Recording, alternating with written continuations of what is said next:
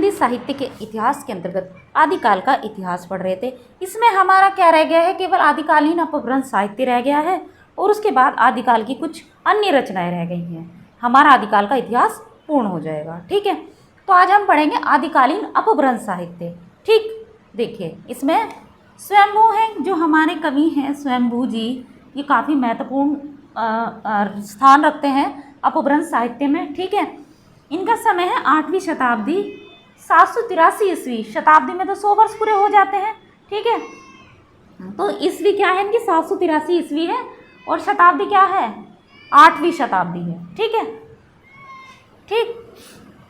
परमचर्यु इनकी रचना है। ये परमचर्यु रचना में भगवान राम के चरित्र का वर्णन किया गया है।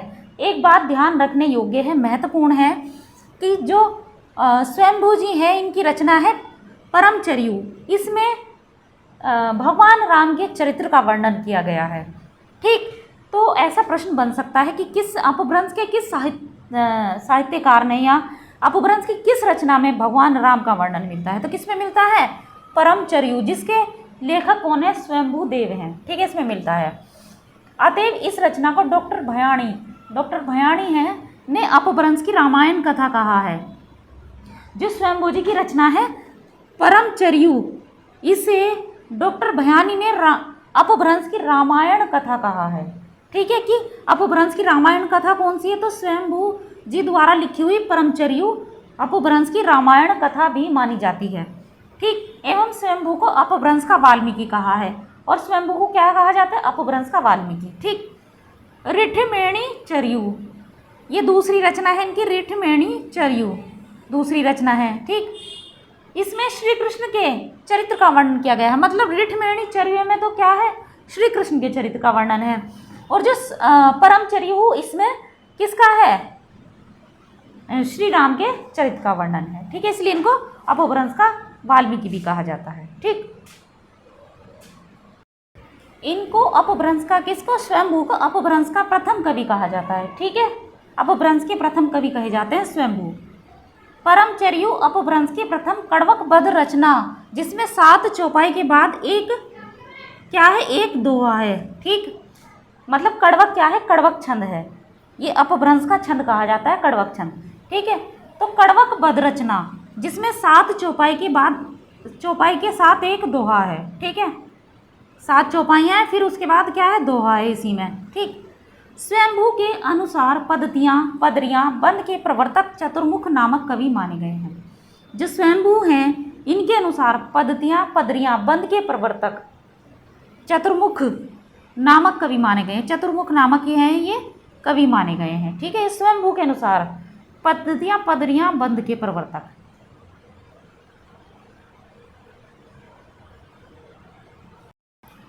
परमचर्यु में 1201 2 3 4 12,000 श्लोक हैं।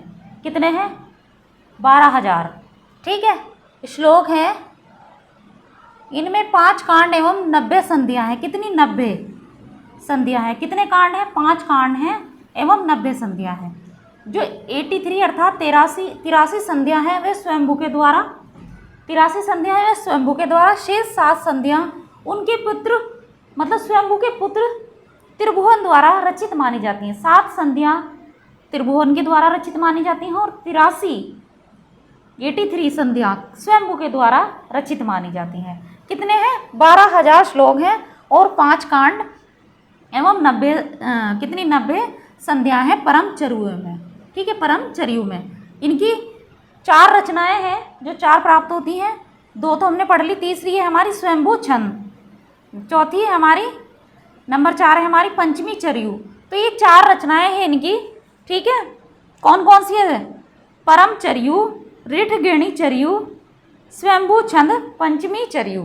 ठीक, तो ये इनके बारे में कुछ विशेष महत्वपूर्ण तथ्य थे स्वयंभू के बारे में। दूसरे हैं पुष्पदंत, ये भी अपभ्रंश, आदिकालीन अपभ्रंश साहित्य के क्या है, रचनाकार हैं, लेखक हैं। मतलब उसमें इनकी रचनाएं हैं क्या है, महापुराण है एक, दूसरी है नये कुमार चर्यु, अणे है अणे। ठीक है, पंचमाक्षर है पहले। ठीक है, व्यंजन वर्ण में जो व्यंजन की वर्णमाला होती है व्यंजनों की, तो उसमें ये पंचमाक्षर है पहले। लगा हुआ है, ण कुमार चरियु है, ये नाग कुमार चरित्र है इसमें, ठीक है, नाग कुमार का इसमें चरित्र वर्णन है। उस तीसरी है जस हर रचियु, इसमें यशोदा चरित्र है, ठीक है, यशोदा का चरित्र वर्णन है। नंबर 4 है कोश ग्रंथ, ठीक है, कोश ग्रंथ तो आप जानते ही हैं क्या होता है, ठीक। इनका स्थिति काल 10वीं शताब्दी माना जाता है, मतलब 10वीं शताब्दी इनका समय माना जाता है, ठीक। ये प्रारंभ में शैव मत अनुयायी थे, मतलब शैव भक्ति काल में आपने देखा ना, शैव मत के जो मत अनुसार जो होते हैं, क्या बोला जाता है उनके, शैव मत के जो अनुयायी होते हैं उनको उसमें ये क्या थे,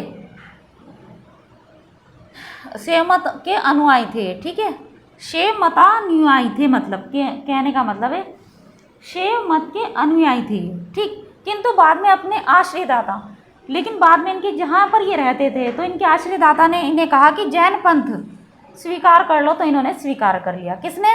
पुष्पदंत ने। पहले तो ये शैव मत के अनुयायी थे, ठीक। भक्ति काल में आपने पढ़े ही होंगे कि नयनार और शैव मत कौन कौन से हैं, ठीक। नयनार तो शिव के भक्तों को कहा जाता है, तो शैव मत किसको कहा जाता है? विष्णु के, ठीक। तो यहाँ पर ये पहले शैव मत के अनुयायी थे, किंतु बाद में इनके जो आश्रयदाता थे जहाँ पर ये रहते थे उन्होंने कहा कि आप जैन पंथ अपनाओ, तो इन्होंने जैन पंथ को अपना लिया था, ठीक है। किसने? पुष्पदंत ने। साहित्य के शिल्प एवं तात्विक दृष्टि इनकी रचनाओं पर जिन भक्ति मतलब जैन धर्म में क्या होता है, जिन भक्ति भी होती है, तो जिन भक्ति का प्रभाव आपको देखने को मिल जाएगा इनकी रचना में। किसकी? पुष्पदंत की, ठीक।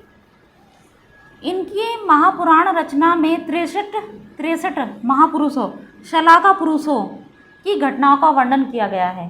मतलब जो इनकी रचनाएं हैं उसमें 63 महापुरुषों, शलाका पुरुष जिनको कहा गया था, उनका वर्णन किया गया है, ठीक है। प्रसंगवश राम कथा का उल्लेख भी प्राप्त है, मतलब किसी प्रसंग से इनकी रचनाओं में ऐसा भी लगता है कि मतलब राम कथा का भी उल्लेख मिलता है, ठीक। प्रसंगवश किसी प्रसंग में ऐसा आया है कि राम कथा का भी वर्णन मिलता है उसमें, ठीक है। कोई प्रसंग होगा उसमें इनकी रचना में, तो वहाँ पर राम कथा का उल्लेख प्राप्त होता है। इन्होंने बड़े व गर्व के साथ घोषणा की है कि इन्होंने खुद ही घोषणा की है कि जो इस ग्रंथ में है वह अन्य कहीं और प्राप्त नहीं हो सकता। यह बात इन्होंने स्वयं कही है। किसने? पुष्पदंत ने, ठीक है। और ऐसा इनको शायद लगता भी होगा। इन्होंने जब क्या होता है कि रचनाकार होते हैं तो उनको अपनी रचना के बारे में पता भी होता है, जानकारी होता है, इसी कारण इन्होंने शायद बड़े गर्व के साथ कहा है कि मेरी रचनाओं में जो है वह कहीं भी आपको प्राप्त नहीं हो सकता। शिव सिंह सेंगर ने इनको अपभ्रंश का बहुभूति कहा है। बहुभूति संस्कृत के कवि हैं, प्रसिद्ध कवि हैं बहुभूति संस्कृत के, लेकिन शिव सिंह सेंगर हैं जिन्होंने हिंदी साहित्य का इतिहास और हिंदी में पहली बार जिसने हिंदी साहित्य का इतिहास लिखा, तो वे कौन थे? शिव सिंह सेंगर थे, जिन्होंने हिंदी साहित्य का इतिहास हिंदी में लिखा। अर्थात हिंदी साहित्य का इतिहास जब हिंदी में पहली बार लिखा गया तो किसने लिखा? शिव सिंह सेंगर ने। तो इन्होंने क्या कहा है? पुष्पदंत को अपभ्रंश के बहुभूति कहा है। क्या कहा? अपभ्रंश के बहुभूति, ठीक है। सभी जानते हैं कि बहुभूति कौन है? संस्कृत के कवि हैं वे, ठीक। महापुराण रचना के कारण इनको अपभ्रंश का वेद व्यास भी कहा जाता है। वेद व्यास कौन है? जिन्होंने महाभारत की रचना की है। तो इन्हें जो इनकी महापुराण रचना है इसके कारण इनको अपभ्रंश का वेद व्यास भी कहा जाता है। वेद व्यास, ठीक, सभी जानते हैं। ये मान्यखेट के प्रतापी राजा कर्ण के महामात्म के सभा कवि थे। ये मान्यखेट उस समय के जगह का नाम है। ये मान्यखेट के प्रतापी राजा कर्ण था कोई, उनके महामात्म में सभा कवि थे। ये सभा में कवि थे ये, ठीक है, सभा कवि थे। ज़्यादातर सभी उस समय आदिकाल के इतिहास में सभी जानते हैं आप कि आश्रयदाता, मतलब इनके जो आश्रयदाता थे वहीं पर रहते थे। कवि ज़्यादातर आश्रय में रहते थे राजाओं के, ठीक। ये स्वयं को अभिमान मेरु करते थे। कौन? पुष्पदंत अपने आप को अभिमान मेरु कहा करते थे कि मैं अभिमान मेरु हूँ। कौन कहते थे? पुष्पदंत, ठीक है। तीसरे हैं धनपाल। आदिकालीन अपभ्रंश साहित्य के तीसरे कौन है? धनपाल। इनकी रचना है भविष्यत कहा। भविष्यत कहा इनकी रचना है। ठीक, इनके बारे में महत्वपूर्ण तथ्य हैं। इनका स्थिति काल 10वीं शताब्दी माना जाता है। 10वीं शताब्दी के माने जाते हैं ये भी। ठीक, पाश्चात्य विद्वान विंटरनिज्म महोदय ने इस रचना को रोमांटिक महाकाव्य कहा है। रोमांटिक महाकाव्य कहा है भविष्यत कहा को। किसने? विंटरनिज्म। पाश्चात्य विद्वान हैं ये डॉक्टर विंटरनिज्म महोदय। विंटरनिज्म जिनका नाम है डॉक्टर विंटरनिज्म महोदय। तो इन्होंने इनकी रचना को रोमांटिक महाकाव्य की संज्ञा प्रदान की है, मतलब रोमांटिक महाकाव्य कहा है। ठीक है। नंबर 4 है अब्दुल रहमान। ठीक है, जिनकी प्रसिद्ध रचना है संदेश रासक।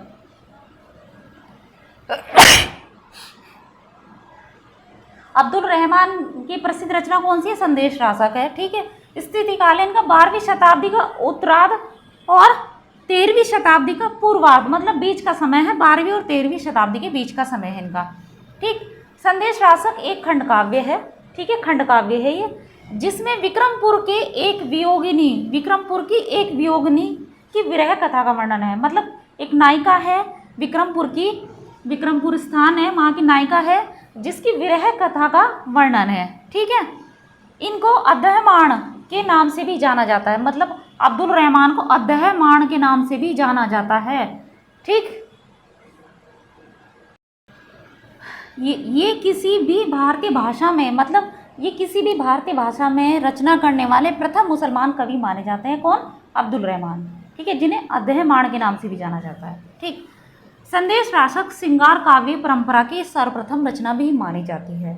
ठीक, तो आज हमने कुछ आदिकालीन अपभ्रंश साहित्य के विषय में पढ़ा है, थोड़ा सा रह गया है, कल हम उसको पढ़ लेंगे। उसके बाद कुछ और शेष रचनाएं हैं। 2 वीडियो में हमारा ये आदिकालीन अपभ्रंश साहित्य और आदिकाल का इतिहास पूर्ण हो जाएगा। इनसे संबंधित कोई भी तथ्य आपको ऐसा लगता है जो सही नहीं है, उचित नहीं है, ठीक है, कि गलत है, तो मुझे कमेंट करके आप अवश्य बताएं। ठीक है।